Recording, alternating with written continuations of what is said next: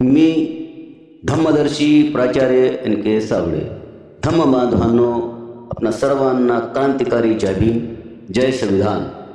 धम्म बांधवांनो, अमृत महोत्सव निमित्त सन्मान बाबासाहेबांचा भाग 5च्या माध्यमातून आपण व्हिडिओमध्ये ऐकत आहात भारतरत्न डॉक्टर बाबासाहेब आंबेडकर यांचे विचार मध्ये आहे. बाकी ती कुणातही नाही.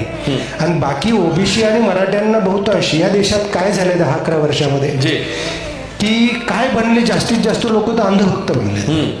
स्पर्धा लागली आम्हाला की आम्हाला हिंदू म्हणून घ्यायची, म्हणजे ती मराठ्यांपेक्षाही ओबीसीमध्ये जास्त आहे. बरोबर. सध्या ज्या मंडलला विरोध ओबीसींच्या ज्यांनी केलाय त्यांच्यासोबत सगळे ओबीसी आज गेलेले आहेत. जवळपास 99% त्यांच्यासोबतच आहे. आणि जे आपले दलित नेते आहेत सगळे हे बऱ्यापैकी तिकडेच गेलेले आहेत. नक्की. बाबासाहेब म्हणाले होते की या देशात अशिक्षितांचा प्रॉब्लेमच नाहीये. बरोबर. या देशात सुशिक्षितांचा पढे लिखो नाही.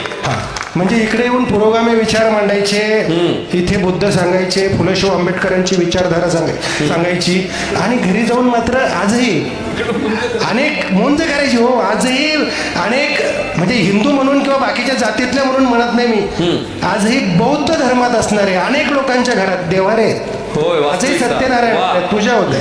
अनेक माझे मित्र आहेत. बरोबर आहे. आजही ते बाहेर पडलेलं नाही. ही बौद्धिक गुलामगिरी आपल्या देशात. ही बौद्धिक गुलामगिरी जेव्हा जोपर्यंत बाहेर पडत नाही, ज्या पद्धतीने होत नाही. बाबासाहेबांच्या 22 प्रतिज्ञा आहेत. किती लोकांना माहिती आहे? किती आम्ही समजून घेतोय? दुसरी गोष्ट अशी आहे, या देशात 2 कॉन्ट्रोवर्सी मला सातत्यानं दिसत आहेत. पहिली गोष्ट अशी आहे की हिंदू राष्ट्र